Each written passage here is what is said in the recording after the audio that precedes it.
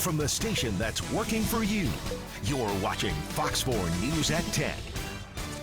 But we've outgrown our home. They have. The Negro Leagues Baseball Museum's looking to move down the street to its new home. And the new museum will be part of a $30 million development project on the Paseo. I'm Lauren Halifax. And I'm John Holt. It would rise up in the same spot where Negro Leagues Baseball was founded over a century ago. Fox 4's Crystal Martinez joins us live near 18th and Vine and the future home of the Negro Leagues campus. Crystal. That's right. I want you guys to imagine this, okay? A new state-of-the-art museum, an education and research building, and a 7-story hotel. That all going to be built right here off the Paseo. And that's the idea the Negro Leagues Baseball Museum is pitching to you.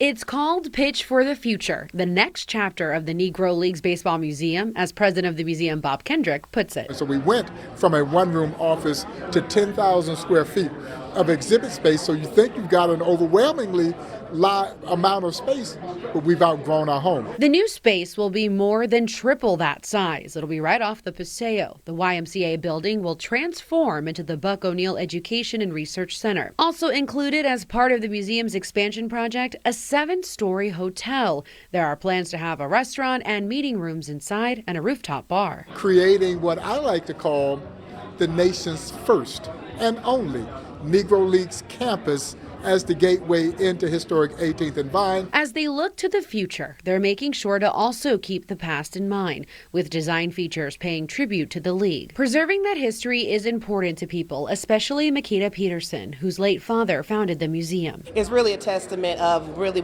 how dreams can continue to grow and thrive, even though the person that started the dream is not here. She was in the crowd of people who showed up Tuesday night to learn more about the project. It's a great feeling to just be acknowledged as part of the construction process, as part of the community that's going to feel the growing pains, but then get the benefits of it as well when we have this amazing facility space. Like many others, she's excited to see how this project will elevate 18th and Vine District and bring even more people out to Kansas City's historic Jazz District and hub for African American culture. The focus right now is to raise that $30 million. And the sooner that they can raise that money, the sooner they can break ground. Kendrick does want everyone to know out there the museum is still open and will operate as construction plans progress. John. Crystal Martinez at 18th and Vine tonight. Crystal, thanks. The House late today passed a continuing resolution designed to prevent a government shutdown Friday night, but its future in the Senate unclear.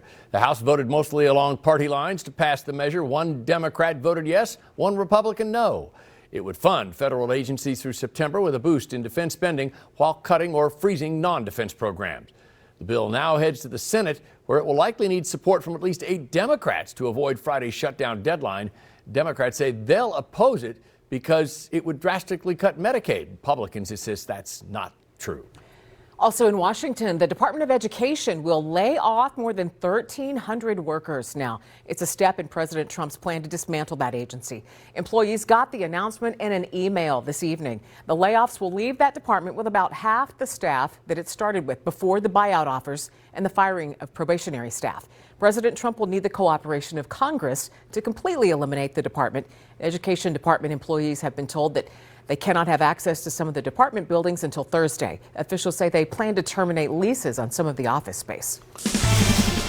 Just a fabulous weather day around the area for everybody visiting for the Big 12 tournament, whether it was last week or this week. I think everybody will agree this week's been a lot better from a weather standpoint. Just fabulous, wonderful weather around the area, and that's going to continue again for tomorrow. Temperature is probably a little bit warmer than today. There is a storm that I'm watching. This is going to be off the coast of California and Oregon. You kind of see it spinning there, and our water vapor loop kind of enhances the moisture in the atmosphere. That'll be the system that we watch for Friday. And that's going to turn into a big system here in the middle part of the country and a big wind generator for this part of the country as well. All these areas in red may see anywhere from 45 to near 60-mile-an-hour wind gusts on Friday. And I'm concerned about the top growth, the grasses that have dried out, that we could see some grass fires, maybe some brush fires too, around parts of the area on Friday. So that's definitely a no-burn day, but winds are going to be a big story with this storm. Maybe some thunderstorms too. I'm watching northern Missouri and central Missouri for maybe some severe weather. 40 in the morning, 55 by 10. We are warming up quickly tomorrow. Temperatures should be up into the middle to upper 70s during the afternoon. John. Joe, thanks. Today marks 5 years since COVID-19 was declared a pandemic by the World Health Organization, putting virtually all large gatherings on hold. In Kansas City, and for thousands of fans across the Big 12, they'll always associate it with the start of college basketball shutdown, the end of March Madness. Fox 4's Dave DeMarco live outside T-Mobile Center, where the tournament tipped off today, the men's championship, just as it did on this date in 2020. Yeah, John, remember that March 11th, 2020 was the night that we learned that Tom Hanks had tested positive for COVID-19 and the NBA was shutting down, or at least pausing, its basketball season. It happened just as thousands of fans arriving out here for the Big 12 in Kansas City. March 11th, 2025 didn't look all that different than March 11th, 2020 at Power and Light and outside T-Mobile Center for FanFest. But on that day in 2020, just as fans were heading into the arena, they learned it would be the last live sporting event they'd see in person for the college basketball season, and as it turned out, for some time. We were here that night, and then the next morning we woke up and it was like, okay, what's going to happen? People remember where they were, who they were with, what the situation was when the world shut down. So for us, it was all about basketball. Kathy Nelson says the decision to end the tournament just 2 games in was difficult, as she watched seniors leave the court where they were warming up in tears. Kansas City businesses took a hit that would of course extend well beyond the economic impact of the tournament. 5 years later, many I spoke with say the pandemic seems like a distant memory, as Kansas City begins its second straight week of 15 games over 5 days to crown a Big 12 women's and now men's champ. And I think what's so cool is, of course, the weather's perfect, but you look about all the school colors that are walking around, that are outside enjoying everything about Kansas City. It's a pretty big deal when it's the biggest Big 12 championship ever with that many schools.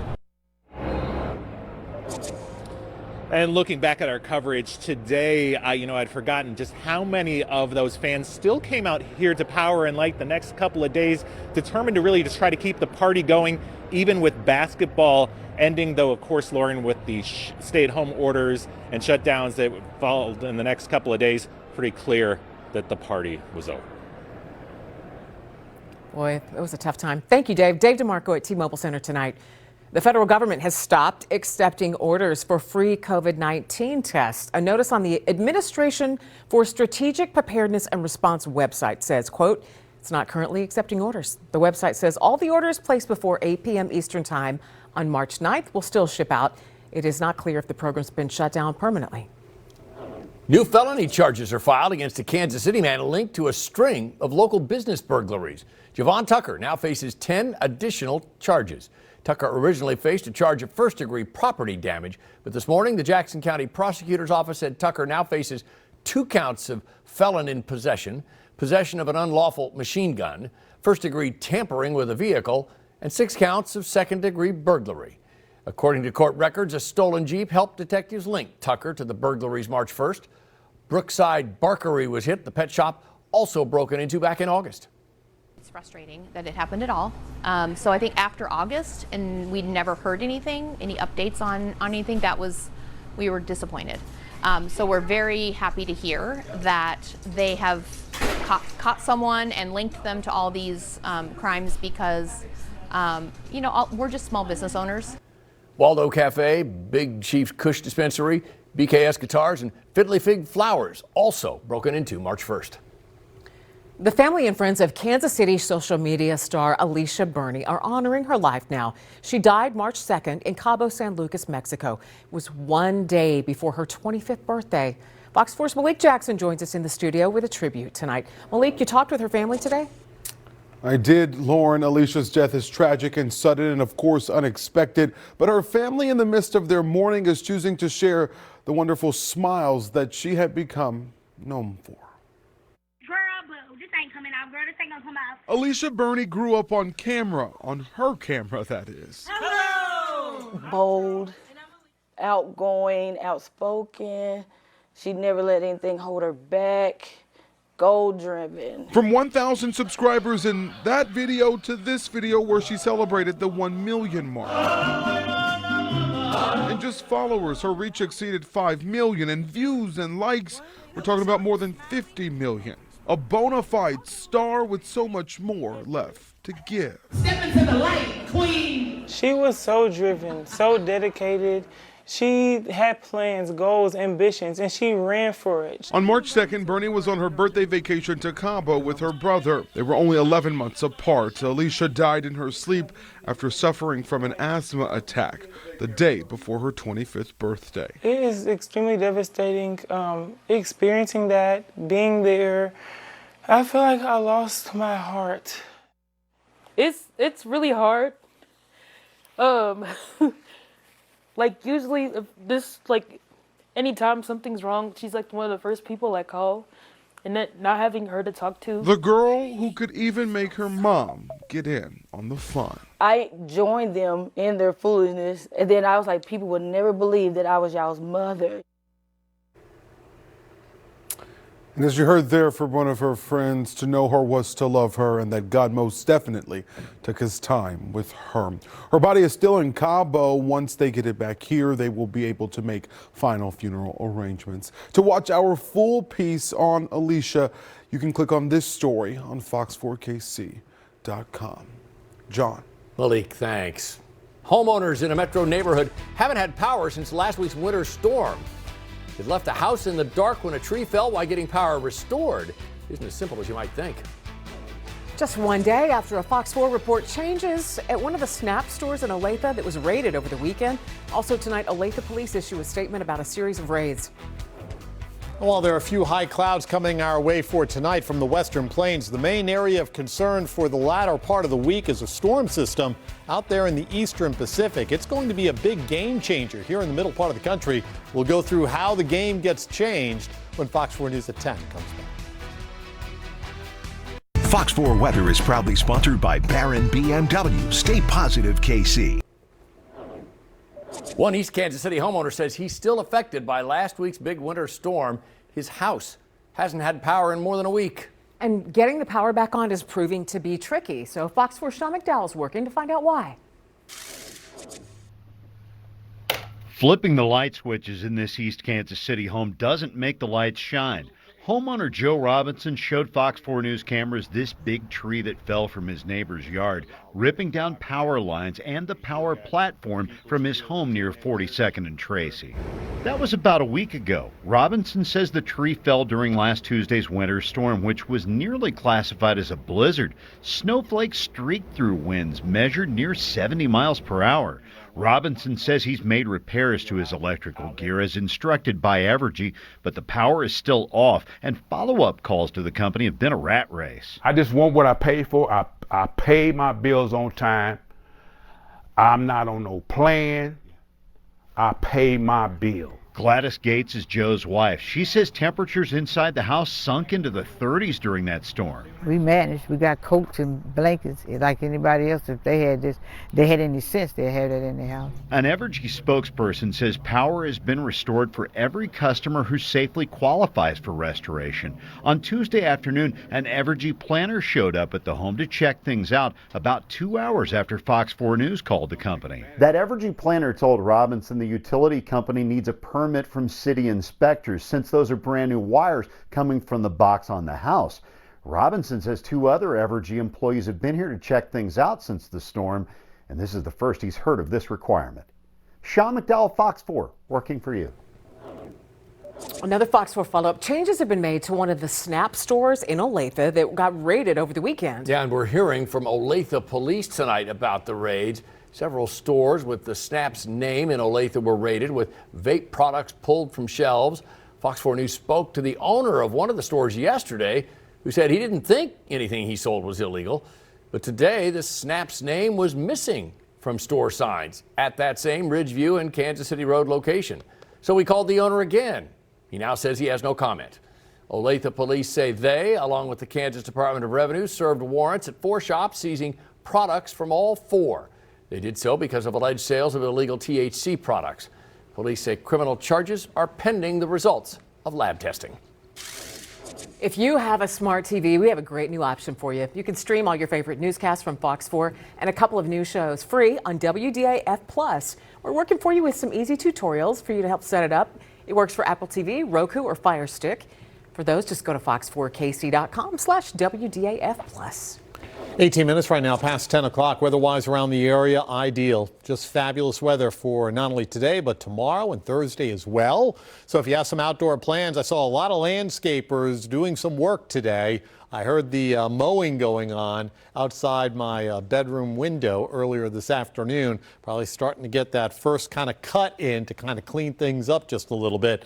Landscapers are going to be very happy with our weather for the next couple of days. Give them a good head start into the spring season. Look at these temperatures, still very mild, upper 50s, lower 60s for many areas, although far northern Missouri a little bit cooler. Maryville right now at 50, likewise in St. Joe. I think eventually we'll end up down to near 40. First thing tomorrow morning, just because of these northeast winds and the dry air with generally clear skies. That'll be with us, but a quick turnaround for tomorrow. We're rocketing up into the middle to upper 70s during the afternoon. So again, tomorrow morning we'll start out somewhere between about 40 and 45 degrees, maybe close to 50 south of Kansas City. But notice how the temperatures initially take their sweet time. And then, boy, I tell you what, once we get towards 10, 11, noon tomorrow, temperatures are rocketing. We're in the 60s to near 70 at lunch. Great weather for an outdoor lunch tomorrow. And then during the afternoon, temperatures are maxing out somewhere between 75 and close to 80 in a few areas. Tomorrow is one of those days where temperatures could really pop with the dry conditions that we've got around the area and all that full March sunshine. That March sunshine can do, some pretty good things during this time of year, and I think that's going to happen tomorrow and also on Thursday as temperatures get closer to about 80 degrees. Then we set the stage for Friday into Saturday. Big winds coming into the middle part of the country. All these areas in red represent where wind gusts could be 40 to 55 miles an hour. The pink areas represent 50 to 70 mile an hour winds. There could be some severe weather off to our east. I'm keeping an eye into far northwest Missouri and north central Missouri. There could be something up there that needs to be watched for Friday afternoon as drier air surges in. Right ahead of that, the atmosphere may be conducive for some stronger storms, but particularly east of 65 Highway. And then once you get out towards St. Louis, the Cape, down towards Memphis and Little Rock, there could be some nastier storms there, potentially some tornadic storms. Backside of the storm has snow.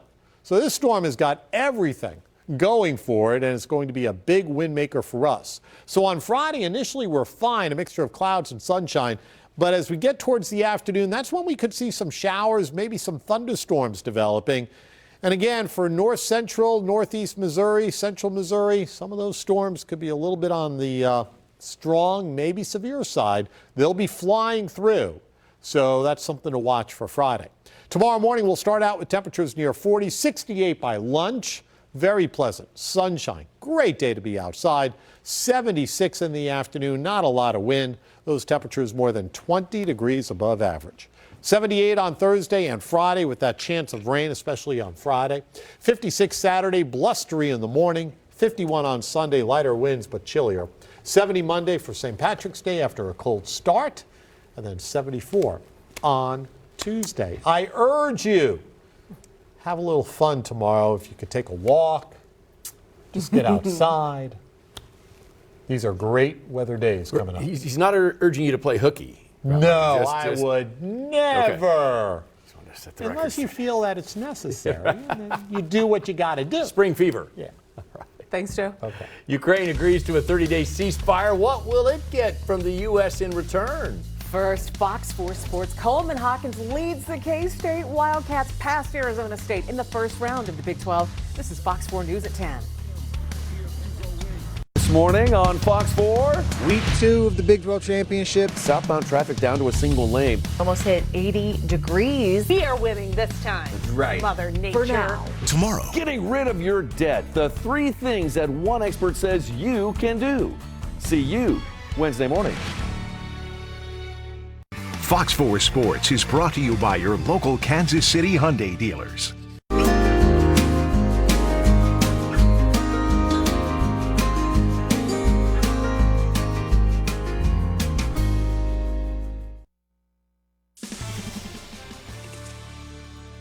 Howdy, folks. K-State head coach Jerome Tang told us the hardest game to win in a conference tournament is the first one because everyone has new life and everyone has hope.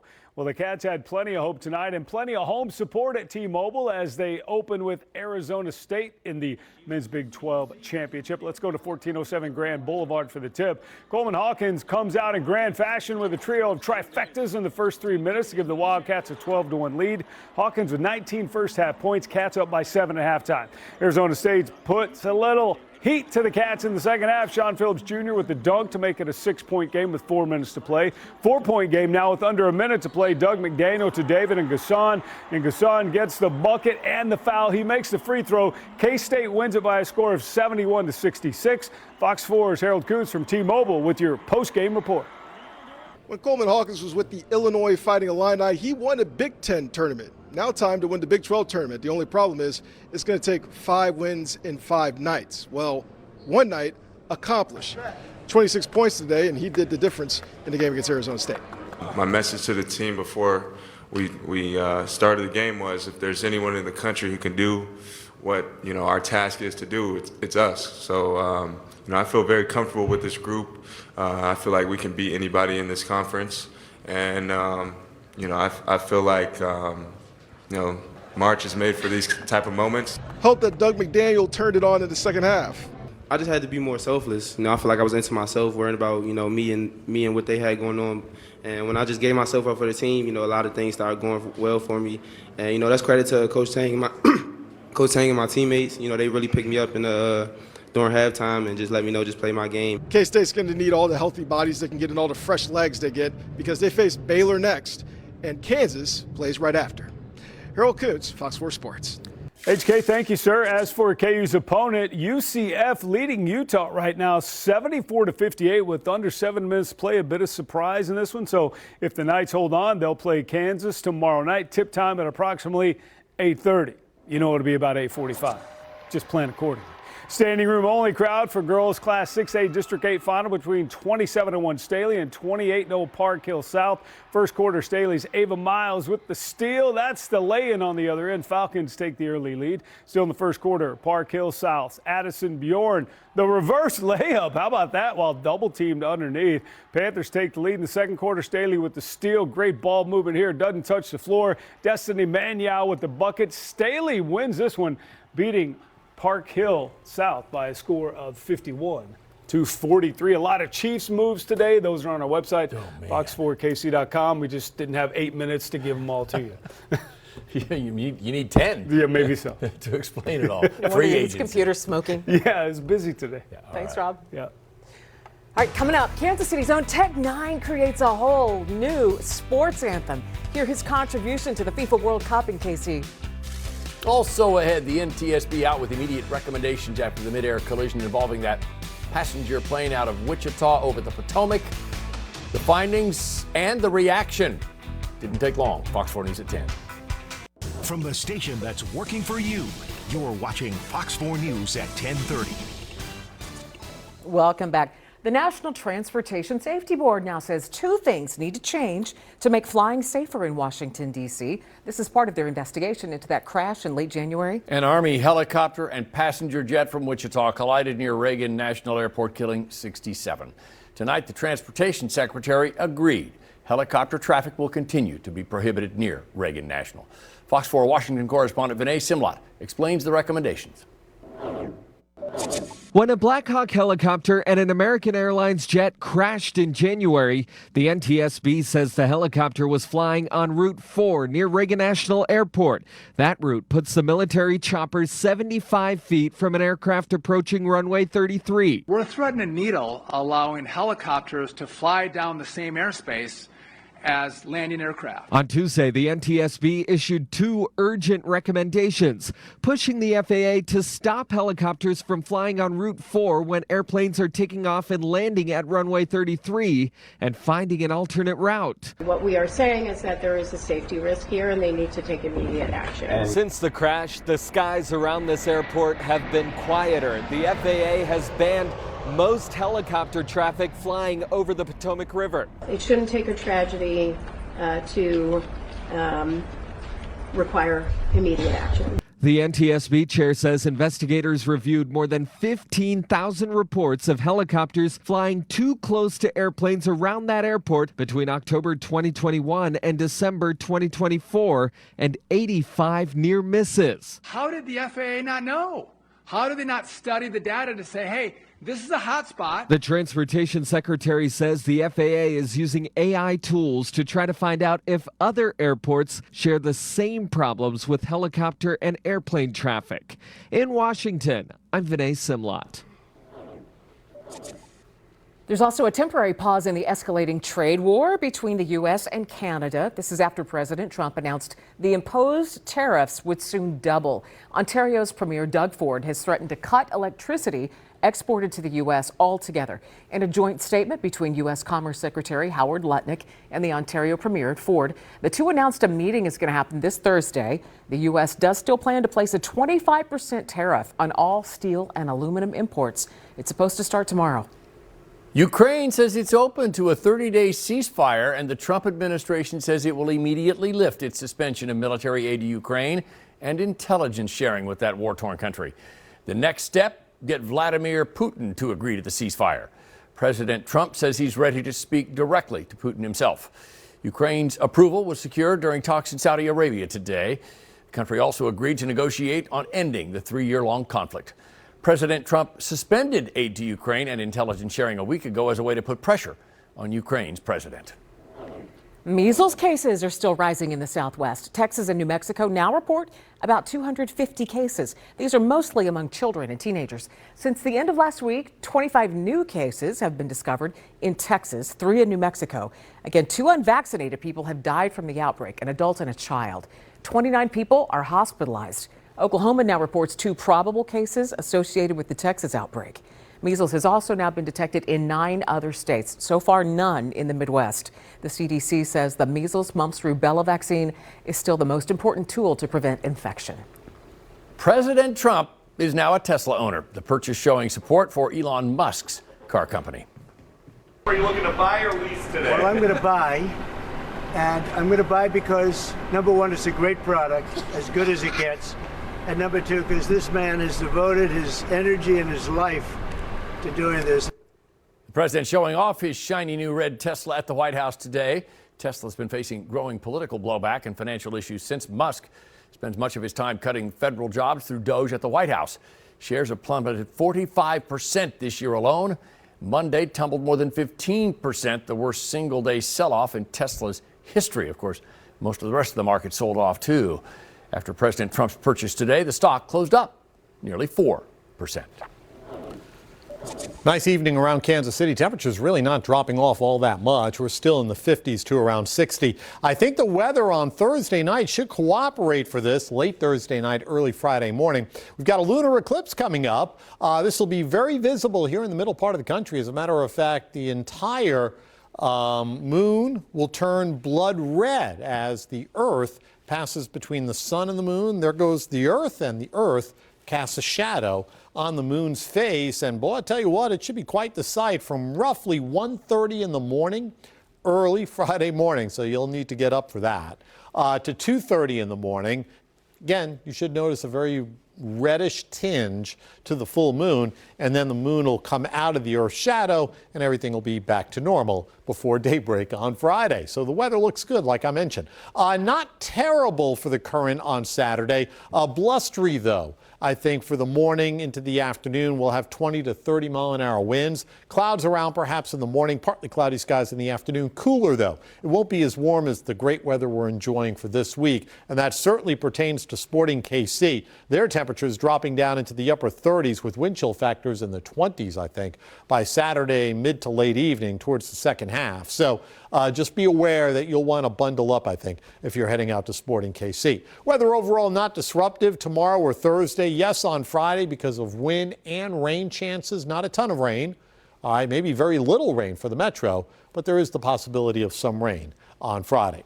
Temperatures in the morning start out around 40, but will quickly warm up through the 40s, 50s, 60s, and well into the 70s by the end of the day. Lauren. Thanks, Joe. Soccer fans are going to hear more from Tech 9 during the lead up to the FIFA World Cup. He premiered his new theme song for the tournament.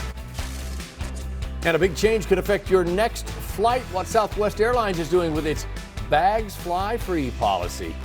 You're watching Fox 4 News at 10:30. TV's #1 entertainment talk show has 15 Emmys. It's actually 16. Respectfully. Count on live to make your morning shine. Weekday mornings at 10 on Fox 4. NASCAR heads to Vegas this week, only in this case, what happens in Vegas you'll want to see as we take a live look at the Las Vegas Motor Speedway. Morgan Freeman, the Grand Marshal for the Pennzoil 400 on Sunday. But before that, you can catch the Xfinity Series on Saturday. That race, 3 o'clock in the afternoon on the CW and CW app. Kansas City native and rap artist Tech9 has created yet another sports anthem for sports fans across the world. So cool. This time it's for the FIFA World Cup when it comes to Kansas City next year. Listen up. Match time. Losing is hurtful. Right at the winner's circle is where I sat mine. Fast time. Always the victor. Whatever I wish for, my back fine. That anthem is Kansas City's official Sonic ID for the FIFA World Cup 2026. First time in history, FIFA asked each of the 16 host cities to create their own anthem to reflect the spirit of their city. The songs will be used online and at in-person events through the build-up to the tournament, as well as in the stadium and at the FIFA fan festivals. Ours is the only one with lyrics. I bet people learn it and sing it. Watch. City of Bonner Springs started clearing the way for a new apartment complex downtown. They're clearing the site now, Front Street and Oak Street. Apartments will add 93 units to housing in the downtown area. They say it'll be a 4-story building. That's at the site of the former Bonner Springs Thriftway and the Dollar General that were demolished May of 2023. So we have more on the building and the parking plans. Fox4KC.com. Just search Bonner Springs. Well, 4 things to know tomorrow here in the Metro. Yeah, in Johnson County, watch your mail if you live in Lenexa. Ballots go out tomorrow to vote on renewing the sales tax that funds street maintenance, parks, and trails. You can read up on it at lenexa.com/sales tax. Tomorrow's Cancer Action Day, so Missouri cancer advocates will be at the Capitol in Jeff City. They're asking lawmakers to support laws and policies that help patients and families coping with cancer. That's more than 39,000 people a year just in Missouri. It's also Credit Card Reduction Day. A financial expert will share ways to pay off credit card debt faster. That's on the Fox 4 Morning Show. And if you can, please donate blood tomorrow. Miriam's hosting a community-wide blood drive. It's at their City Hall, 10 to 3. They'd love your help. You can sign up on savealifenow.org. A new take on hospital food. Patients giving their reviews after getting gourmet meals. Wow. I think you want to be in the hospital, but the meals look good, right? We started the morning out in the lower 40s. Big turnaround again today, up to 71 degrees. Just fabulous. Record, though, 84. You know, interesting, 87 degrees spread between low and record high. That's one of the bigger ones we have in this part of the country. All right, so big storm Friday, lots of wind. We'll go through it. Fox 4 News at 10 will be right back. This morning on Fox 4. Week 2 of the Big 12 Championship. Southbound traffic down to a single lane. Almost hit 80 degrees. We are winning this time. Right. Mother Nature. For now. Tomorrow. Getting rid of your debt. The 3 things that one expert says you can do. See you Wednesday morning. Hospital food getting a makeover with a focus on healthy and tasty plates. It's a great idea. In New York, a Michelin-starred chef is giving patients gourmet meals now. Jody Goldberg reports. From bland to grand. You have our grilled asparagus here? The Northwell Health System is undergoing a menu makeover. We don't have any rubber duck chicken. We don't have any scoops any longer of mashed potatoes that look like you're in the jail. 3 Michelin-starred chef Bruno Tyson is redefining how food is prepared and purposed inside hospitals. Executive chef Brian Sauer works under him at South Shore University, where the finishing touches are being put on a carefully crafted and curated seasonal menu. It's like one of our new dishes, like with our Plant Forward menu coming up in the springtime. It's a roasted cauliflower and chickpea with some fresh basmati rice and some Moroccan lentils. To be able to have this creativity and to have this kind of feel of not being in a hospital as of being at a resort or a restaurant. Good afternoon, sir. Patient Bob Musto, who's recovering from spinal surgery, tastes the difference. I've had hospital food before. I've had college food. This is superior. I was very impressed. And the culinary team takes pride in the way everything is prepared and plated you could see there's a lot of creativity here. Yeah, definitely. We take a lot of time to make sure the dishes are properly laid out. For instance, this eggplant, we just take a regular eggplant parm. We're trying to transform it into something different. We have a marinara sauce that we made from scratch, grilled eggplant spiced up, fresh mozzarella on top of it, pesto sauce, some roasted grape tomatoes, crispy artichokes, a little on top and some freshness. The eggplant entree is part of a new push towards plant-based foods purchased from local farmers. I love red beef style. They have the most nutritional value. Plant forwards, more for a healthier lifestyle, reduces your risk of any heart disease or heart problems down the road. The dishes are designed to help improve a patient's diet. They're approved by dietitians. The meals act as medicine, no prescription here. When they have this comfort food, it makes them feel like it's their time to be able to enjoy a meal and maybe forget about where they are for a little while. When people eat our food, that's how they heal and get better. Proving that healing really does start from within. In Bayshore, Long Island, Jody Goldberg, Fox News. Okay, I'm hungry now. Does insurance cover that? Right? All of a sudden, sir, have your you gotten discharge. a hospital bill before? Yeah, sir, your discharge is tomorrow. But I'm not going. I'm not great going. Idea, but... I'll wait till after dinner. 47 right now, past 10 o'clock. But I'll tell you what, these daylight times that we're getting now after, the afternoon with, the sun going down around 7:30. Fabulous if you want to fire up the barbecue, do a little grilling. Great opportunities over the next couple of days. Don't do it on Friday, though, despite the warmth. We've got a lot of wind coming our way, so no burning on Friday, that's for sure. Here's a look down towards downtown Kansas City. T-Mobile Center, the center of action over the next several days. Got a lot of Big 12 basketball going on down there. Weather looks great for everybody coming into town. Friday, a little murky. But I think by Friday evening, the weather will be just fine. Windy, but fine. 69 was our forecast for today. We made it up to 71. That's another verified forecast from FOX4. Certified most accurate 4 years running. Proud of that. Look at this. Aches and pains alert again. I'm so sorry. If you're a migraine sufferer, body ache person, arthritis sufferer, this has just been brutal for the last few months, and the beat goes on Thursday afternoon through Saturday night. Air pressure falls and it goes up a little too much, and as a result, it's above my criteria. I issue an alert. I'll get it on Facebook for you tomorrow afternoon. Our temperatures now 50s, 60-ish, still a little cool at 48. Ottawa down to 46. Out towards the lake, Perry, 48 there. Basehor 48, Weston 56, Trimble 54, Liberty 56, Higgee at 59 degrees, Longview Lake 54. Great weather for tonight. Tomorrow even better. Not a lot of wind tomorrow. All right, the winds will start to get a little breezy on Thursday, then crank on Friday. But look at these temperatures, 75. Some areas could be close to 80 degrees, especially further south of Kansas City. Fabulous weather in the area, and probably mid to upper 70s around the metro. So let's talk about this big change. Here's Oregon, there's California. They're going to have a ripper of a storm. Heavy rains, tremendous amounts of snow coming to the mountains of California over the next several days, all because of this. All right, that's a nice storm out there developing as we speak in the eastern Pacific. It's going to be a big rainmaker for us, or actually a big wind maker for us, and a big rainmaker for central and eastern Missouri. We'll probably have some showers around here. Here's a look at the storm coming through the plains and then zipping up towards Omaha and Des Moines as we head towards Friday night.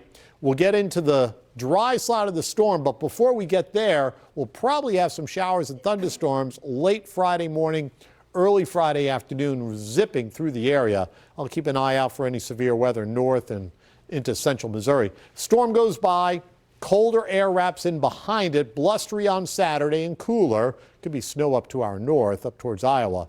And then Sunday will be a cooler day overall, with temperatures probably only between 50 and 55 degrees. Friday, though, a big wind maker for us. 40 in the morning, 76 in the afternoon, 78 on Thursday. Gusty winds, maybe go close to 50 miles an hour on Friday. And then blustery on Saturday, not as strong with the winds, gusts to around 30, but cooler, around 56 to kick off the weekend. John. All right, Joe, thanks. Southwest Airlines announces a major change. Soon it will be bags don't fly free. The policy made the airline stand out from the competition over the years, but starting with bookings made on May 28th, most passengers will have to pay. Southwest making exceptions if you've reached the upper tiers of its Rapid Rewards loyalty program, bought a business class ticket, or have the airline's credit card. The change was not well received by some passengers at Chicago Midway Airport today. That's going to make it hard for people that live on a budget. I just become a widow this year, and it makes a big difference to see my son in Florida. I would rather have the free check bags, that's for sure, because that's mainly one reason why I still fly Southwest, because I like it. The airfares are usually more reasonable, and then you could check a bag for free. So, I mean, I don't even do two. Usually it's just one, but. Oh boy, imagine the carry-ons now. Southwest did not say just how much it plans to charge per checked bag. Former First Lady Michelle Obama enters the podcast world along with her brother, Craig Robinson. They'll have a weekly podcast series titled IMO, slang for In My Opinion. This show will feature a special guest from entertainment, sports, or the health and business worlds. They'll answer questions about life, relationships, the state of the world right now. Some guests set to be featured on the podcast include actress Keke Palmer, filmmakers Seth and Lauren Rogen, and Dwayne Wade and Gabrielle Union. The first 2 episodes come up March 12th. Coming up, a 70-year-old tradition. A look back at how the White House celebrates St. Patrick's Day. Fox 4 Sports is brought to you by Toyota. Let's go places. All right, St. Patrick's Day is Monday. That means a long-time tradition returning to the White House. Shamrock diplomacy. This started back with Harry Truman, 1952. Every St. Patrick's Day, the U.S. president will host the Irish Prime Minister, or Taoiseach, at the White House. From green clovers to green neckties, the presidents have embraced the Irish holiday. During the Obama administration, they dyed the White House fountains green. During the Biden administration, they lit up the White House with green lights. Many presidents have also been honored with a bowl of shamrocks, given as a gift from Irish leaders on behalf of the people of Ireland. And don't forget, Kansas City will host its 51st St. Patrick's Day parade coming up Monday. Fox 4 is proud to be the partner. You can watch it here on Fox 4. Our own Johnny O. Holtz and Kathy O'Quinn will be hosting. They do the live coverage noon to 2, and then we'll replay it for you this afternoon on 3 p.m. on our website, fox4kc.com, and we'll stream it live on WDAF+. Do you remember your coldest parade? Oh my, there have been several actually, so don't have a specific year I could tell you, but yeah, there have been some cold ones. There have been some that cold wind ones. blows down, right? You know, Broadway, and it's a wind tunnel. Kathy Quinn has that big green faux fur coat that looks like Oscar the Grouch. I love that. She does. I love it. I think I joined her inside that coat. Time or two, actually. That's a whole nother story, though. Right. Let me show you the Long Ranger. Temperatures are going to be just delightful. Look at this, middle 70s Wednesday and Thursday. Won't be this warm on Monday, but still around 70 by the evening, late afternoon on Monday. Looks good for the parade.